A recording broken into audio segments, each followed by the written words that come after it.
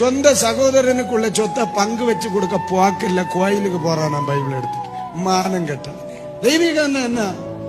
காண்கிற சகோதரனிடத்தில் அன்பாயிராதவன் காணாத தெய்வத்தோடு அன்பாயிருப்பது எப்படி? நம்ம தெய்வத்துக்கு வேண்டி தீயா நிக்கிற பலரும் தெய்வ சாயலில் படைத்த மனுஷனை வேதனைப்படுத்தி விட்டு உன்னுடைய தெய்வத்தை நிரூபிப்பது முட்டாள்தனம். அது தெரியுமா உனக்கு? பக்கத்து வீட்டுல கிடக்கிற என் சொந்த சகோதரன் குடும்பம் பட்டினி கிடக்கிறான். நான் கொண்டு பேங்க்ல டெபாசிட் பண்ணுவேன். விளங்குவியாரா நீ?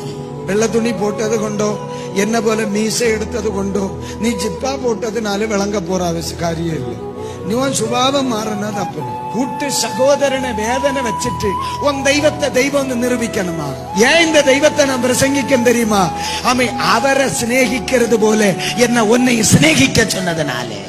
தெய்வத்தை ஒருத்த சிநேகிப்பான்னா தன்னோடு வாழ்கிறவன் அவனால சிநேகிக்க முடியும்.